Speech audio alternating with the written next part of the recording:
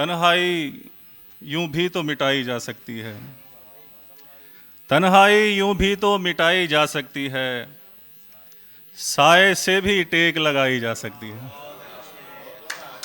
तन्हाई, बहुत शुक्रिया, थैंक यू। तन्हाई यूं भी तो मिटाई जा सकती है, साए से भी टेक लगाई जा सकती है, कागज़ पर एक दश्त बनाया जा सकता है और उसमें भी खाक उड़ाई जा सकती है। कागज़ पर एक दश्त बनाया जा सकता है और उसमें भी खाक उड़ाई जा सकती है, और सहन में कोई पेड़ उगाया जा सकता है, यूं घर की तौकीर बढ़ाई जा सकती है।